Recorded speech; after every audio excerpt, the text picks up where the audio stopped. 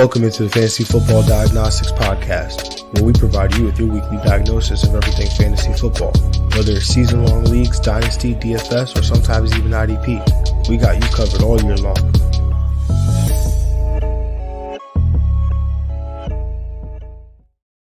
Let's do it. Let's get to it. Welcome into the Fantasy Football Diagnostics Podcast. It is Friday, September 20th, 2024. I'm your host, Jon Jeune, and I'm back with my Week 3 matchup show where we go through the expert consensus rankings on Fantasy Pros, highlighting quarterbacks outside the top 10, tight ends outside the top 10, running backs outside the top 20, and wide receivers outside the top 20 that I believe should be considered to be in your fantasy lineups because they can possibly exceed expectations this week.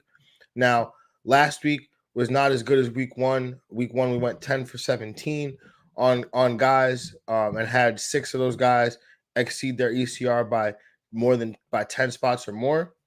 This week, or in week 2, we had 6 guys of the 16 guys that beat their ECR outright, and only 3 of those guys were able to beat their ECR by 10 spots or more.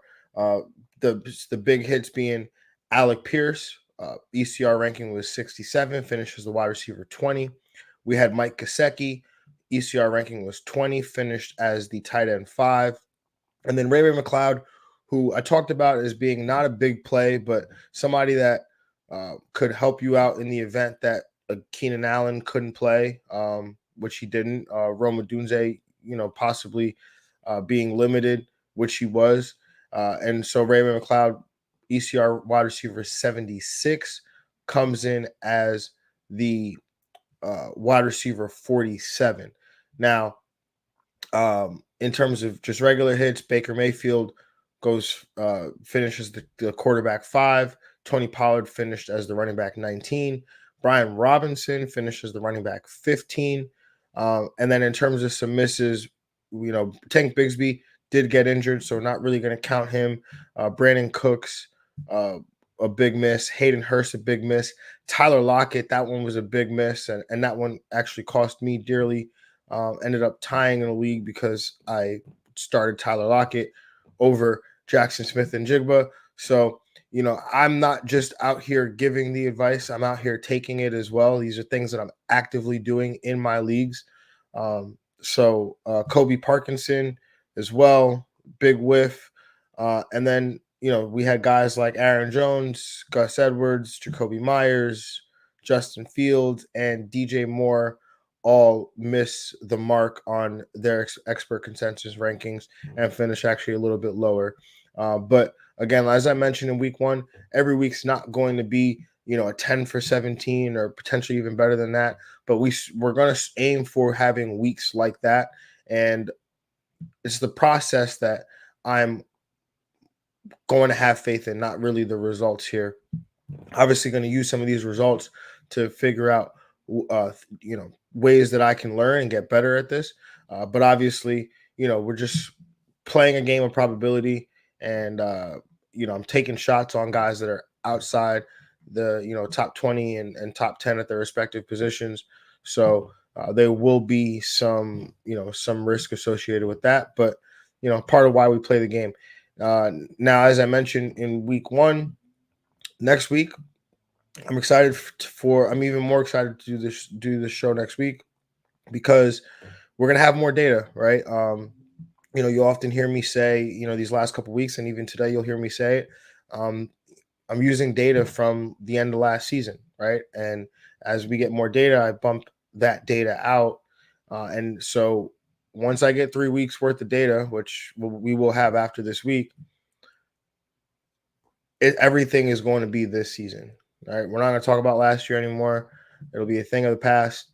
Everything will be this season, trends from this particular year, and I'm excited about that. So we'll get to learn some things, and also what we'll get to learn in that is that what we'll be able to see in that is that some of these guys that are ranked inside the top 10 at quarterback or tight end, or ranked inside the top 20 at running back or wide receiver, maybe we're going to challenge that a little bit. Hey, maybe this guy is ranked a little bit too high. So as we gather more information, as we see more things happening, some trends, those are the types of things that I will be looking at for sure. Now, before we get started, just make sure you are subscribed on the podcast platforms. If you're listening on Apple Podcasts, Spotify, Google Play, or wherever you may be listening to podcasts, just make sure you are subscribed. Make sure you are getting those notifications for when we drop new shows. I mean, it is every Tuesday and Friday morning. I mean, obviously, if you're listening to it live, you're going to get it earlier. If you're watching live, you're going to get it earlier. 7 a.m. is when we're on. So make sure you're subscribed on YouTube. Make sure you have those notifications turned on for both YouTube, IG Live, Twitch if you're watching on Twitch. And like I said, next week we'll be back on X. So look forward to that as well, interacting with the folks over on X, formerly Twitter. But if you're not listening live or watching live, then obviously you're going to get the podcast a little bit later in podcast form. Now, give me a minute, please, for those that are listening. It'll be a pause of silence. But for those that are watching, just if you notice anything different, don't have my glasses, forgot to put them on. So just bear with me for about 25 seconds.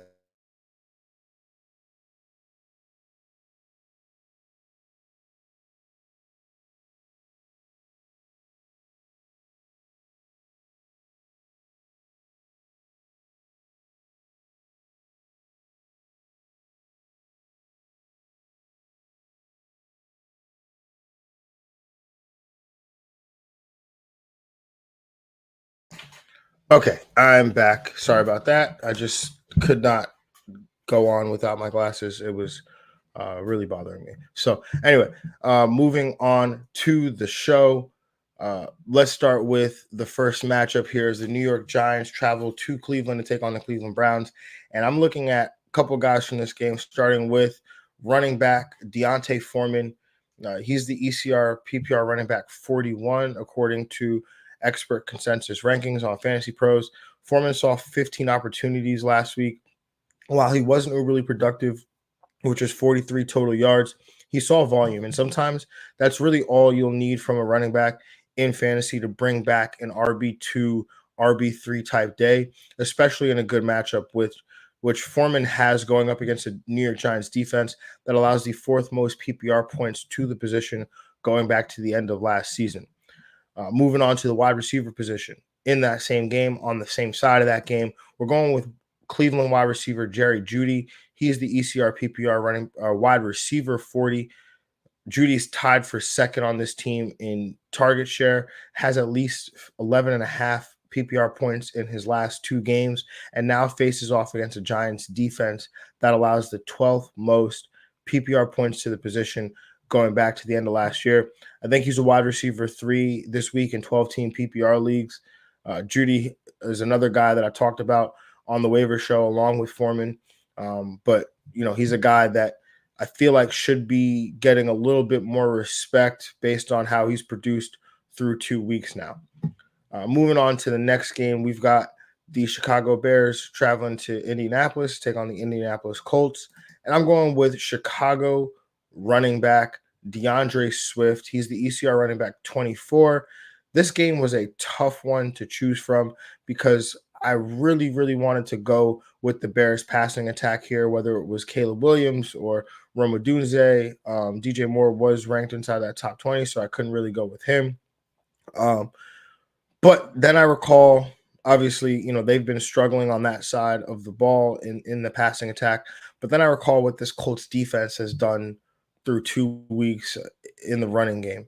No team has allowed more rush attempts or more rushing yards to opposing running backs than the Colts have this season. They just lost defensive lineman DeForest Buckner to an injury as well, so that therefore is going to weaken their defense as a whole. The best way to protect your running back or your young quarterback in Caleb Williams is to run the ball. And while Swift has not been great, He's been seeing the volume in the backfield, 56% of the team rush attempts, and he should hopefully get right against the Colts defense that's allowing 4.6 yards a clip, which is 11th most in the NFL this season. Moving on to the next matchup as the Houston Texans travel to Minnesota to take on the Minnesota Vikings. And we're going with Stephon Diggs, who is the wide receiver 22 in expert consensus rankings this week for PPR leagues. The Minnesota Vikings have allowed the 5th most PPR points to the position going back to the end of last year. And now they welcome Stephon Diggs, who gets to face the team that drafted him back in Minnesota. And now, obviously, we know Nico Collins is clearly the alpha on this team. He is the top option, but Diggs is the second option and should continue to operate as such. And I have to imagine that, excuse me, I have to imagine that in a revenge game type narrative, that Diggs is going to be motivated to make just a few more plays than he normally would.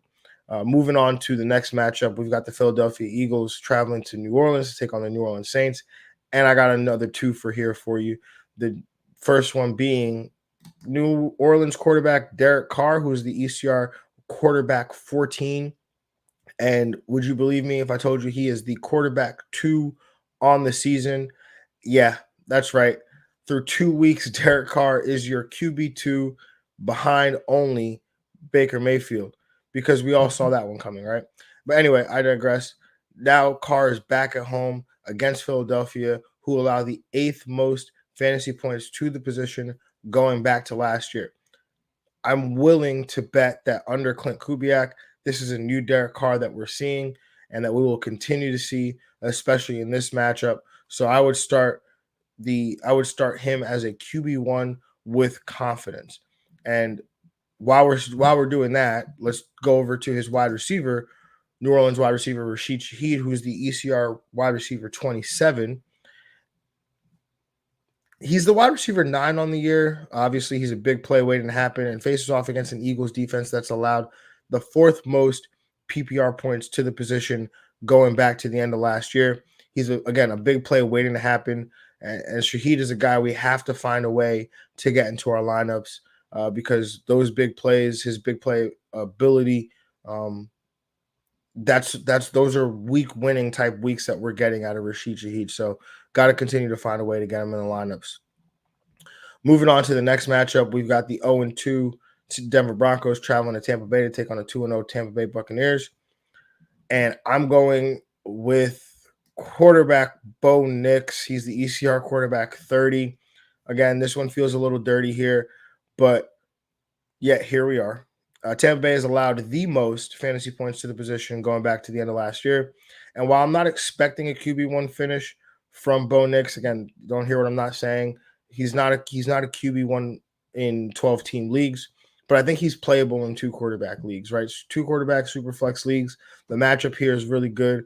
I think he finishes inside that top 24, potentially that top 20 even of quarterbacks, given the matchup, given the game script. And, eventually I feel like Bo Nix has to figure this out. He is taking a lot of chances. He's throwing the ball down the field. The only thing is he is making a lot of errors in terms of turning the football over. But he's also, not afraid to use his legs as well. So I'm banking on him being able to turn that around this week and, again, finish inside that top 20 of quarterbacks. Moving on to the next matchup, we've got the did I miss something? Oh, wait. Okay. Sorry, guys. Just something on my end that I've got to resolve here. But moving on to this next matchup, we've got the Tennessee Titans taking on the Green Bay Packers at home. And I'm going with tight end Chig Okonkwo. He is the ECR tight end 27. And almost went Tony Pollard here. But he got moved up, which totally makes sense because he should have been higher than inside that top 20.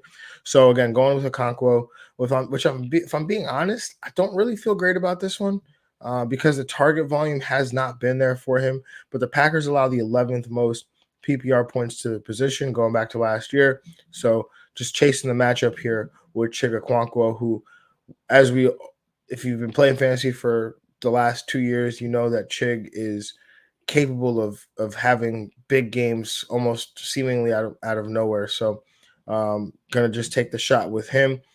But again, not a game that I particularly love. And, I cannot wait till next week where we start highlighting guys that probably shouldn't be inside the top 20, because this was one of those games where that probably would happen. Now, anyway, moving on to the next matchup here. The Pittsburgh Steelers taking on the Los Angeles Chargers at home.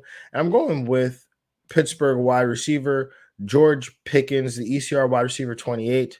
Again, going back to Pickens, who probably would have been a my guy for me this year if I had done that segment this season. But he's an elite player, seeing a high target share, 26% through 2 weeks. And I'm betting on the talent here. He had a big play last week, a 50-yard catch against the Denver Broncos that got called back due to a holding penalty.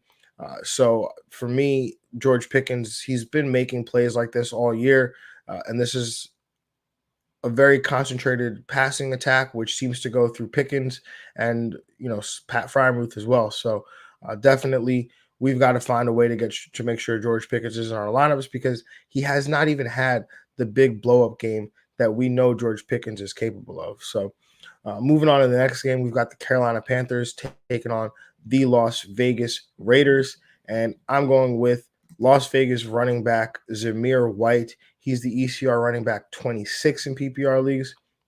Been a rough start so far for Zamir White, but still seeing 56% of the rush share on this team. Has yet to find the end zone, which Madison has done twice through 2 games. But now Zamir White gets to face off against a Carolina rush defense that has been just plain bad since last year, allowing the second most PPR points to the position in that time frame. So definitely, again, given the recent history with Zamir White through 2 weeks, not a ton of confidence that you guys, or that we as a community may have. But given this matchup here, I do like Zamir White to, make do with the opportunities that he'll get against a bad Carolina run defense. Moving on to the next matchup, Miami Dolphins taking on the Seattle Seahawks. I'm going with Seattle quarterback Geno Smith. He's the ECR quarterback 15. Faces off against the Miami defense, who, even after allowing less than 10 points to Josh Allen last week, in what was mostly driven by how the touchdowns fell and the game script, they've allowed the 5th most points to the position going back to last year. I think Geno has a strong chance to finish as a QB1, especially when you consider his weapons in DK Metcalf and Jackson Smith and Jigba and Tyler Lockett as well. So definitely like Geno Smith to be in that QB1 territory.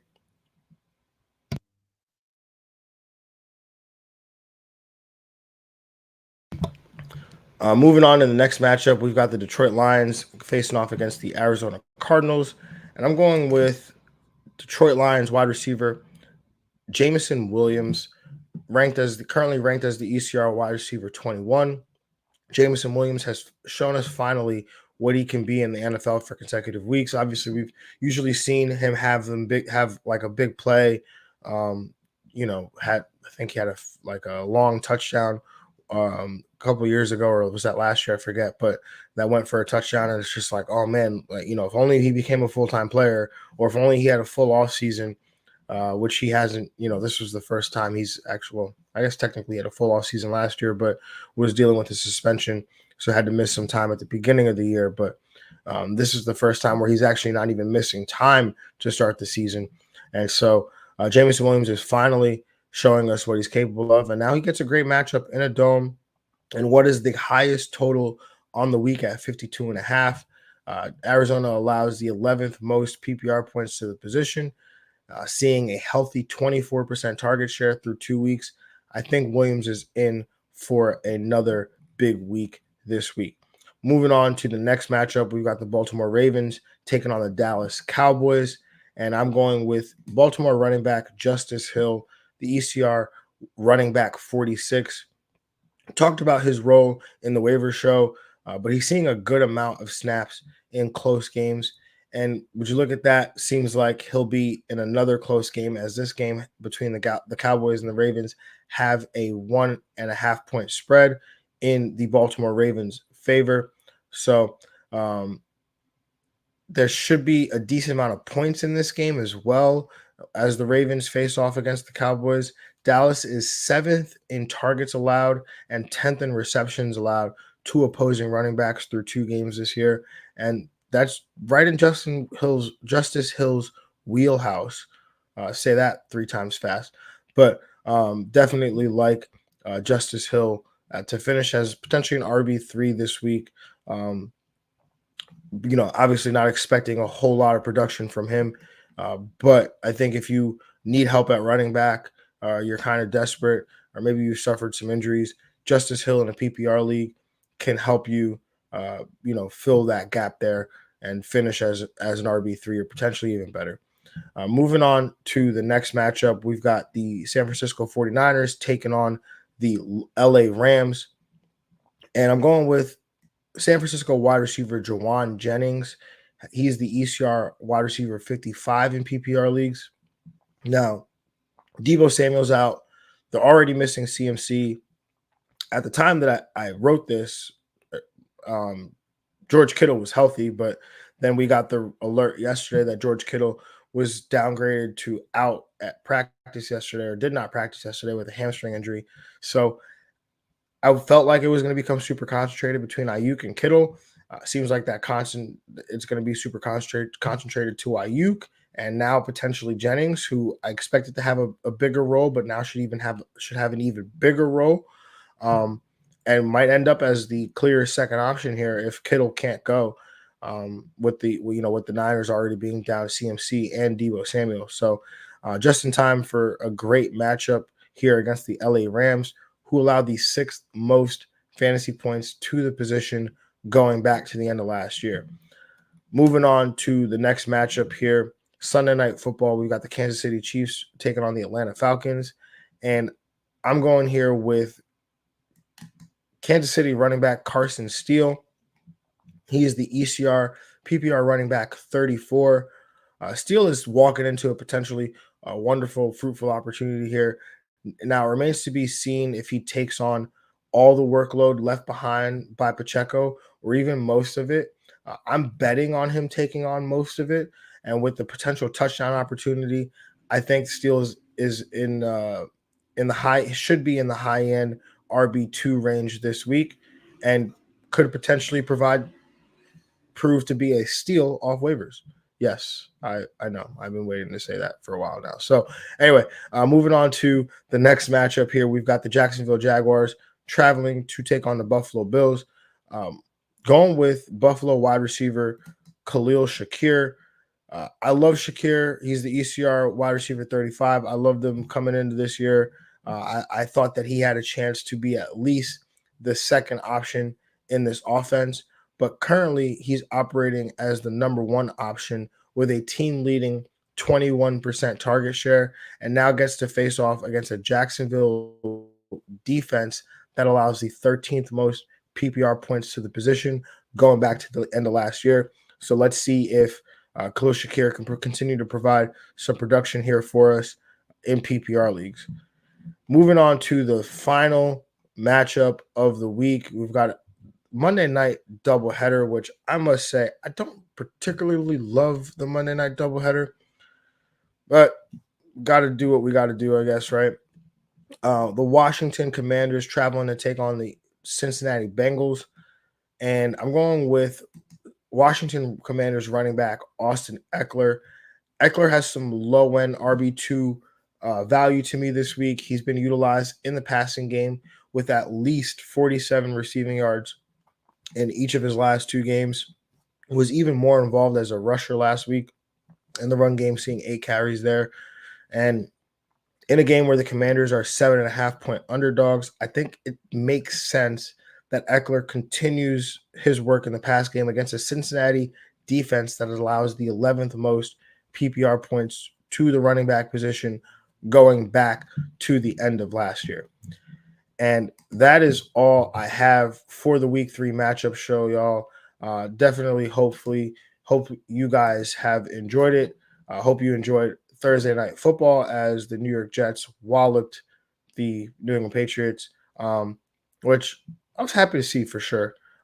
Just was, if you've been following the Thursday night picks, was upset that, we couldn't at least get the Ramondre Stevenson 70 plus rushing yards, but I guess if the Patriots aren't covering, then probably not going to hit that. So, good luck to you guys in the remainder of your matchups. Good luck this weekend. Good luck on all your prop bets. Remember, if you ever have a question, feel free DM me at the real Jon J _FF. You could also DM the Fantasy Football Diagnostics X and Instagram account at FF Diagnostics. Just make sure you are tapped into both of those accounts. You'll make sure you'll catch all the latest content, especially on Instagram right now. And sooner as we get to X next week, you'll get some more content over there as well. Just make sure you again subscribe to the YouTube, the Twitch, have those notifications on for when I go live on Instagram. Also make sure that you are subscribed on podcast platforms if you're listening on podcast platforms. But until next time, y'all, that'll be Tuesday. Have a good one. I'm out of here. Peace.